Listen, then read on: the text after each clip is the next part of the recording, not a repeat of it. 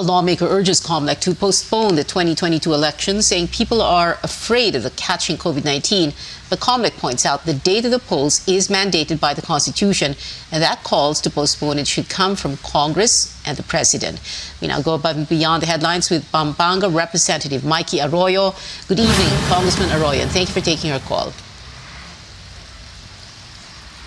Good evening, Pia. Good evening, Ma'am Pia. Good evening to all our viewers and all our listeners. Yes. Well, Congressman Arroyo, just like we said, Comelec is saying that the call for this should come from Congress. Are you going to be filing a bill, or are you going to move to change the date of the elections, and to what date? What date do you have in mind? Ma'am Pia, for now, that's far from my mind because we have to look at the situation 2 years from now, which is when the elections come. Because hopefully by that time, either we will have a better grasp or better control of this pandemic. If it turns out that it's much worse, that the right to one's life is already being endangered, then I'm just saying the Comelec should consider that. But of course, if the Comelec has safety nets, they have found ways and means to prepare for this eventuality, then there's no need even to consider that. I'm just saying we should consider postponing the elections if the safety protocols of the Comelec are still very risky, because in 2 years' time, we don't know if there's already a vaccine, if there's a vaccine, if it has already been given to most of our people or not yet. So we really can't tell. I'm saying is that perhaps we could just think about it. Hopefully we don't have to. Okay. So you're not making... okay, so in other words, Kong Mikey, you're not making an actual proposal or a very solid suggestion. You're just saying that this is something to consider, and it's like you said, this is far from your mind pala, no? Kasi ang daming reactions, no? And I'm sure you've already heard and read all these reactions from all over. A reminder about what the Constitution says, for example, that unless otherwise provided by law, regular election for President and Vice President shall be held on the second Monday of May, etc. But apart from your fear of, what you're saying is, halimbawa, may pandemic pa sa May 2022, all you're saying is that baka kasi takot ang tao sa pandemic. Yun lang, wala nang iba. Wala nang ibang dahilan para ma-postpone ng election. At hindi dahil sa dayaan, halimbawa, dahil may pandemic at that time or whatever.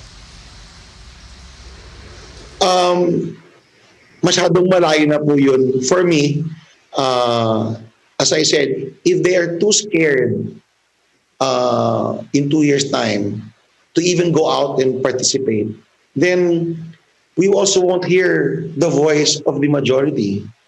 I've been in my district so many times for the past month and a half, even during our budget deliberations. And it is a real concern, especially among the senior citizens.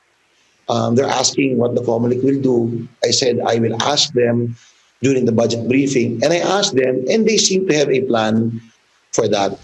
They said that in case there's no vaccine yet, they have plans for that. But what I'm saying, if their plans are not enough, at least just consider postponing the elections. If it comes from them, if it comes from the DOH, if everyone says that we should postpone it, then that is the time we will think of enacting a law in Congress. There's also a reaction, Kong Mikey, from former Comelec Commissioner Goyo Larrazabal, and he repeats many of those points, but he does say that there is no reason to postpone the elections. Other countries in the middle of a pandemic have had their own elections, and cancellation of an election rests with the people. No official, not the president, not Congress, not any other office can cancel an election. Only the people via a national electoral exercise can cancel an election. At the same time, he also says, and this goes straight to your point, Kong Mikey, no, about what you're saying na takot yung tao ngayon sa pandemic, no? And Goyo is saying, we can already go to Boracay starting October 1, but we cannot vote or afraid to vote on May 9, 2022.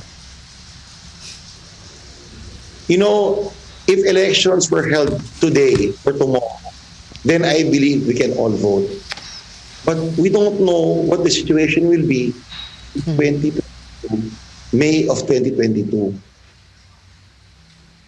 Right now, we can go to Boracay. Right now, it's under control. But May 2022, we don't know what the situation will be. Okay.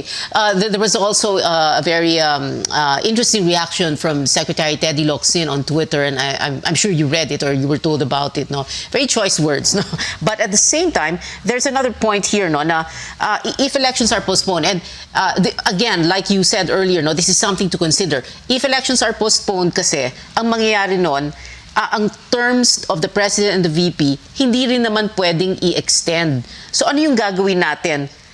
Sakaling ganun ang mangyari, humaba itong tumagal pa itong pandemic at umabot ito sa May 2022. What have you thought about that? You know, the impact on the terms of the office of the president and the vice president. Right now, all I want to happen is that for this possibility, this thought, just for people to discuss it. You know, there are very many bright minds in the Philippines. I'm sure they can come up with a solution. For me, right to life is the most important thing. As I said, 2022, May of 2022, if the situation calls for it, then we should at least consider it. Let's not talk about the legality first as of now. There can be further discussions about that when the time comes. Hopefully, on May 20, hopefully there won't be any need to discuss this anymore. Hopefully, there will be a vaccine already. Well, Comelec already has some contingency measures. Anyway, Congressman Mikey Arroyo, thank you very much for joining us this evening. Salamat sa iyo.